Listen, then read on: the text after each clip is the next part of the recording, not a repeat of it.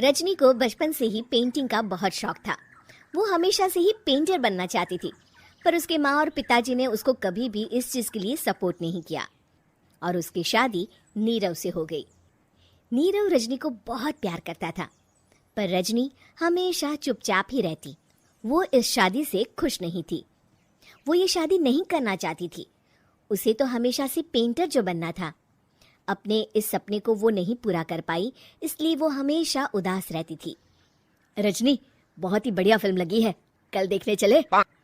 नहीं जी, कल मुझे बहुत काम है, मैं नहीं जा पाऊंगी। अच्छा तो कोई बात नहीं, संडे को चलते हैं। देखिए, मुझे फिल्म देखना पसंद नहीं है, आपको जाना है तो चले जाइए। नीरव को मना करके रजनी वहां से चली जाती है और अपने बैग को खोलकर उसमें बंद पड़े ब्रश और कलर्स को देखकर रोने लगती है। रजनी, चलो ना कहीं बाहर खाने चलते हैं, कुछ तुम्हारी पसंद का। जी मुझे नहीं जाना, मेरी तबीयत ठीक नहीं है। रजनी वहां से चली जाती है। नीरव को समझ नहीं आता कि रजनी उससे इतना दूर क्यों रहती है। वो जब भी उसके साथ वक्त बिताना चाहता है, रजनी कोई ना कोई बहाना बना देती है।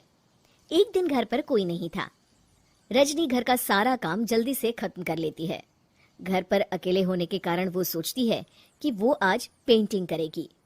वो अपने कमरे में जाकर पेंट ब्रशेस और कलर्स निकालकर जैसे ही कलर मिक्स कर रही होती है कि दरवाजे पर बेल बज जाती है। अब कौन आ गया इस वक्त? इतनी मुश्किल से तो मुझे पेंट करने का मौका मिला है।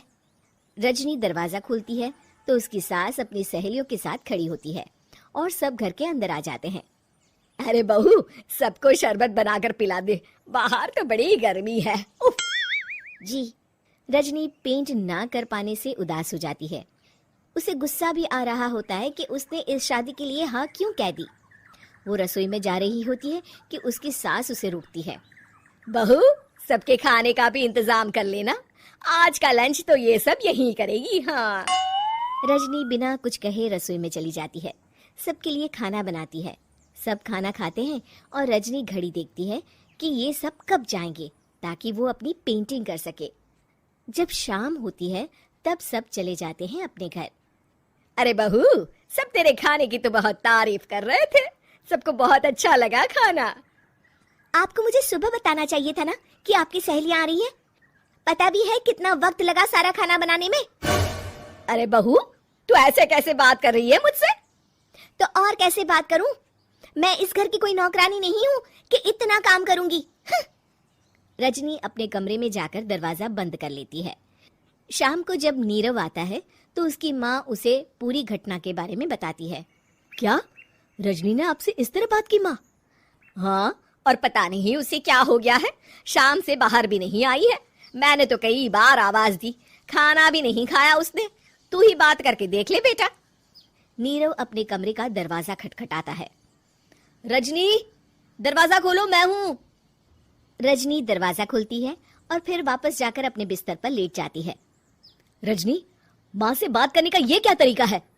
मैंने कोई गलत बात नहीं की है। अरे तुम क्यों ऐसे बर्ताव कर रही हो सबके साथ? क्या तुम इस शादी से खुश नहीं हो? रजनी कुछ नहीं बोलती। अरे बताओ मुझे रजनी, क्या ये शादी तुम्हारी मर्जी के खिलाफ हुई है? हाँ, मैं ये शादी कभी नहीं करना चाहती थी। तुमसे क्या, मैं किसी से भी शादी नहीं करना चाहती थी। रजनी रोने लगती है। चुप हो जाओ रजनी, बताओ मुझे, तुम क्यों नहीं करना चाहती थी शादी? रजनी बेड के नीचे से अपने पेंटिंग्स, कलर्स, ब्रश, पेपर्स निकालती है। इतने में उसकी सास भी कमरे में आ जाती है।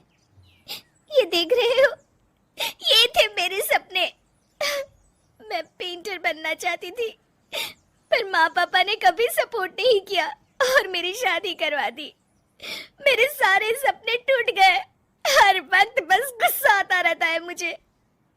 मैं जानती हूँ कि आप लोगों की इसमें कोई गलती नहीं है, पर मैं क्या करूँ, मुझे समझ में नहीं आता।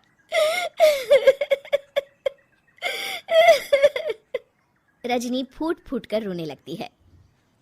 मुझे माफ कर दीजिए, आप दोनों के साथ मैं बहुत बुरा बर्ताव कर रही हूँ। अरे रजनी बेटा, चुप हो जाओ तुम। नीरव पानी लेकर आता है। ये लो पानी पियो और शांत हो जाओ। रजनी पानी पीती है और उसकी सास पेंटिंग्स देख रही होती है। अरे नीरव, हमें तो पता ही नहीं था कि हमारी बहू कलाकार है। अरे कितनी अच्छी पेंटिंग्स बनाई है देखो तो। ये वाली तो मैं अपने कमरे में ले जाऊंगी। आपको ये पेंटिंग्स अच्छी लगी? अच्छी नहीं, बहुत अच्छी लगी। और तुमने हमें बताया क्यों नहीं? तुम जब चाहे पेंटिंग कर सकती हो रजनी। हम तुम्हारे सपनों को पूरा करने में तुम्हारा पूरा साथ देंगे। हाँ बेटा, हम कला की कद्र करते हैं। हम कलाकार तो नहीं, पर मुझे गर्व है कि मेरी बहू एक कलाकार है। रजनी, नीरव और सास तीनों हंस पड़ते।